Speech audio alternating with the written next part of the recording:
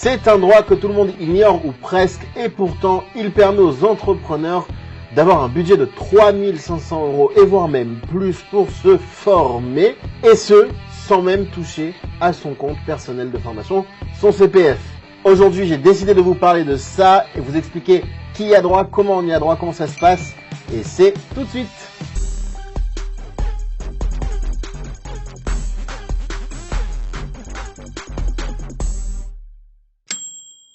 Sur cette chaîne, on parle habituellement de tout ce qui est projet web entrepreneurial, e-commerce, marketing digital et bien d'autres sujets encore. Si tu veux rester informé des bons plans et astuces, n'oublie pas de t'abonner et d'activer la cloche. On ne va pas se mentir, entreprendre n'est pas chose aisée, ça demande beaucoup de qualité, de rigueur et de travail. Mais pour les Français d'entre vous, vous avez une chance formidable, c'est que la France est un fabuleux pays pour entreprendre et elle met à disposition beaucoup d'aides et d'accompagnement et souvent ces aides et accompagnements sont ignorés. On parle beaucoup des impôts qu'on doit payer et des taxes et des charges. En réalité, oui, elles existent, mais elles sont tout à fait acceptables, surtout par rapport à ce que l'on reçoit en retour. Et l'un de ces droits est directement libéré par le Fonds d'assurance formation aux entrepreneurs, qui peut vous donner droit de 700 jusqu'à 10 000 € de droits de formation avec plutôt une moyenne autour des 2 500, 3 500 € pour se former par année. Techniquement, qu'est-ce que c'est que le FAF? Vous avez à droite les OPCO, à gauche le FAF. Il faut savoir que chaque entreprise cotise pour la formation des employés de l'entreprise. Elle cotise à un fonds qui s'appelle l'OPCO. Ce que vous avez à droite, c'est une cotisation sociale obligatoire et durant l'année, l'entreprise peut demander à l'OPCO, en contrepartie de cette cotisation, eh bien, de financer les formations de ses employés. Dans le cas d'un entrepreneur, d'un dirigeant non salarié, il va s'adresser donc à la partie de gauche, au FAF, au Fonds d'assurance formation. Donc on va dire que j'ouvre une entreprise, est-ce que j'ai droit à cette formation alors que je n'ai pas encore cotisé? C'est ma première année d'activité. Je n'ai donc rien déclaré et donc rien cotisé en termes de charges sociales. Et c'est là toute la force de ce dispositif parce que non, il ne faut pas avoir forcément encore cotisé pour en bénéficier. C'est un fonds mutualisé, c'est-à-dire que tant qu'il y a de l'argent, il est redistribué à tous ceux qui y ont droit. Et là, même la première année, eh bien, l'entrepreneur y a droit. Donc on peut ouvrir une entreprise et le lendemain en bénéficier. Évidemment, pour les années suivantes, il faut bien avoir fait ses déclarations et ses cotisations, même s'il n'y a eu que très peu d'activité, même si c'est une cotisation minime, pour pouvoir en bénéficier les années suivantes. Techniquement, qu'est-ce qu'il te faut pour bénéficier de ce budget auquel tu as droit en tant qu'entrepreneur? Évidemment, une entreprise. Donc, soit tu as déjà ton entreprise, ou encore une auto-entreprise, soit encore, si tu veux lancer une activité digitale, il te faut ouvrir ton auto-entreprise dans le cadre de ton activité, quoi qu'il arrive. Donc, première étape, ouvrir son auto-entreprise si on ne l'a pas encore fait. À ce propos, à la e-commerce academy, on a un service d'aide pour la création d'auto-entreprise. On peut t'aider et t'accompagner. C'est pas très compliqué. Il faut compter un petit quart d'heure pour la créer en ligne et après, on va dire 20 jours, 1 mois pour obtenir tous les papiers comme l'extrait de CABIS, la notification d'affiliation au fonds d'assurance formation, etc., etc. Donc pour avoir tout ce qu'il faut pour bénéficier du droit. À peu près 1 mois, on va dire, à partir du moment où tu crées ton entreprise. Je te mettrai dans la description un lien pour prendre un rendez-vous avec un conseiller e-commerce academy pour t'aider sur ces premières démarches. Puis il te faut un OF, un organisme de formation qui est agréé, reconnu en France. Ça veut dire qu'il est soit référencé Datadoc ou encore certifié Calliope.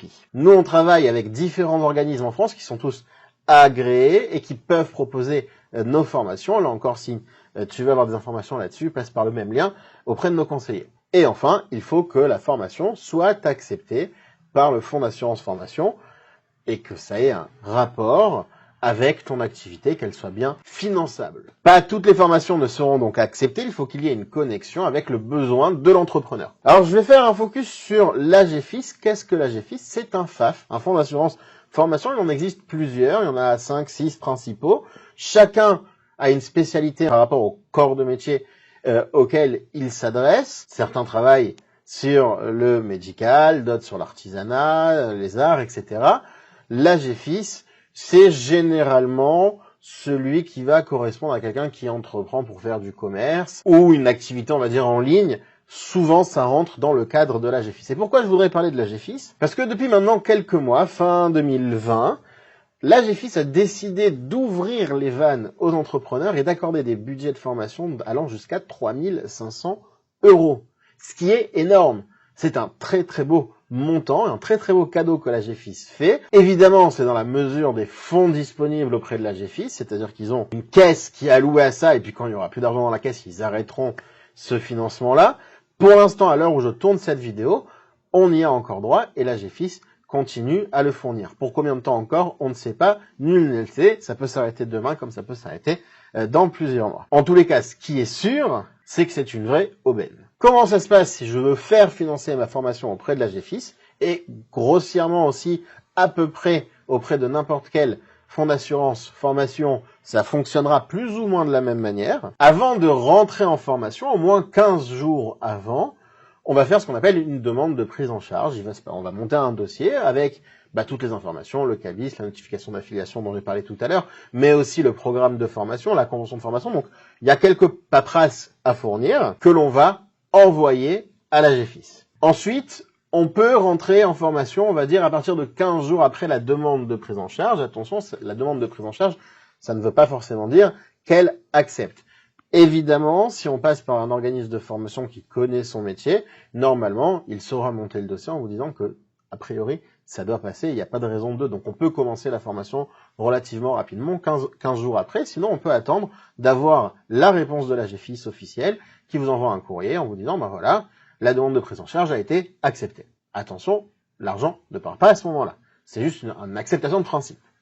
Donc, l'apprenant suit sa formation pendant la durée du programme établi. Et enfin, à l'issue de cette formation, il y a une constitution de dossier donc à faire avec les relevés de connexion de l'apprenant ou les feuilles d'émargement si c'est du présentiel, avec toutes les informations en fait qui prouvent que l'apprenant a bien suivi son programme, ainsi que une facture acquittée pour établir cette demande de remboursement auprès de l'AGFIS. Une fois que la demande est établie, si tous les papiers sont en règle, le remboursement arrive à peu près un mois après cette demande, même si cela finalement dépend de l'AGFIS et que parfois il peut y avoir aussi du retard. C'est arrivé, ils étaient débordés ces derniers mois, que ça avait pris jusqu'à 2 mois.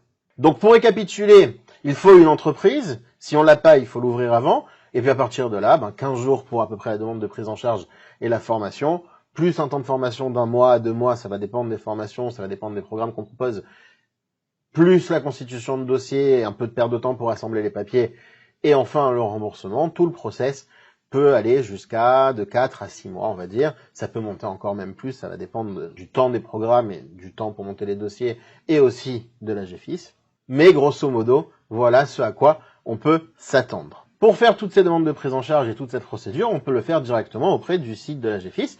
Cela étant dit, ça devient un peu compliqué pour quelqu'un qui se lance tout seul et qui n'a pas l'habitude de le faire. C'est pourquoi, en général, si un organisme de formation est sérieux, il peut vous proposer son aide pour faire en fait tout ce dossier de prise en charge jusqu'au bout, et l'apprenant n'a finalement rien à faire, sinon à fournir les documents nécessaires au centre de formation qui s'occupe du reste. C'est le cas d'ailleurs de tous les centres de formation avec qui on travaille, nous, e-commerce Academy.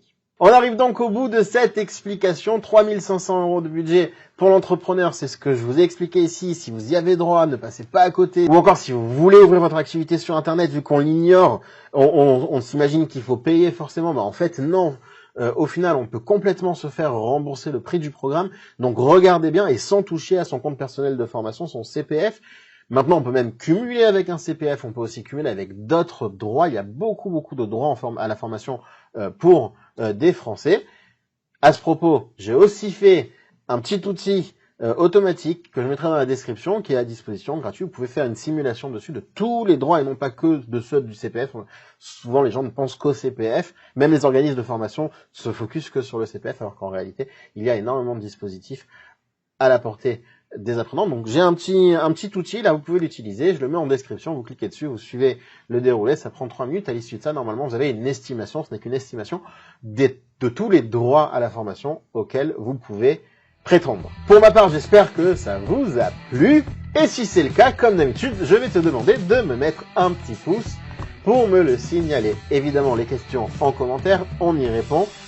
Les idées aussi en commentaire, ça fait toujours plaisir pour apporter à la communauté. Je vous présente à tous mes excuses pour mon long silence ces derniers temps, mais c'est promis, je reviens très bientôt sur la chaîne pour encore d'autres vidéos.